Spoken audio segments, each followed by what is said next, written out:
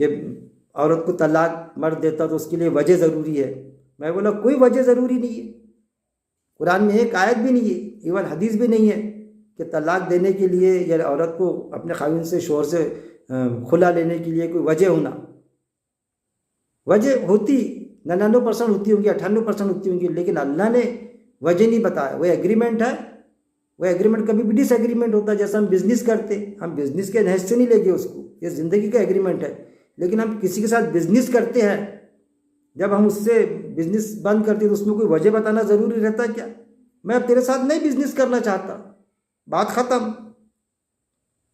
تو اس میں گھسنا چاہتے ہیں، ارے ایسا ہوتا کیا، اللہ تعالیٰ کو اس کا حساب دینا پڑے گا. ارے وجہ کی ضرورت ہی نہیں ہے تو پھر کیوں حساب دینا پڑے گا؟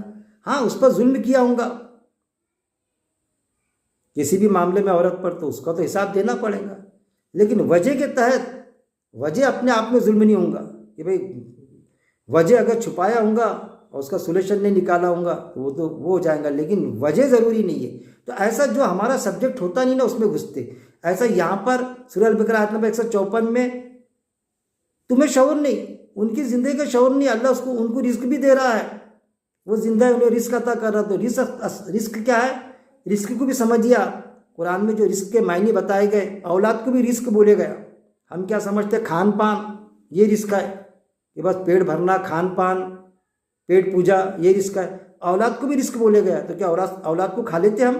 وہ کمائیں گے، ان کے جو وراثت ہے ہم کو ملیں گی، ہماری اپنے اولاد کو ملیں گی، جیسا اللہ نے بتایا کیسی تقسیم ہوں گی.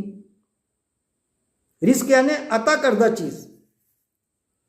تو رزق جو اس دنیا سے چلے جاتا ہے تو اس کا بھی قرآن کی آیت باقاعدہ گواہ ہے کہ اس کا بھی اللہ نے نقشہ کھینچا.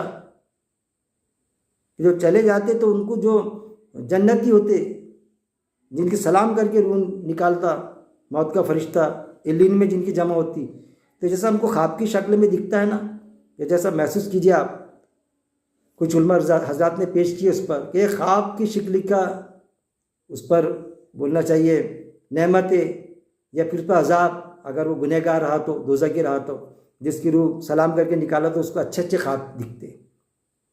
وہ روح پر اس کو جیسا ہم کو خواب میں دکھتا نا کہ کوئی اچھا خواب دیکھتے ہم، اور کوئی آ کے ہم کو اٹھا دیتا کہ بہت بہترین خواب دیکھ رہے تھے، ہم چلے گئے کعبہ شریف، بس کعبہ شریف کا غلاف پکڑنا، بڑی خوشی ہو رہی تھی، بڑی خوشبو نظر آ رہی تھی، نیند میں سے اٹھا دیا کسی دوست نے.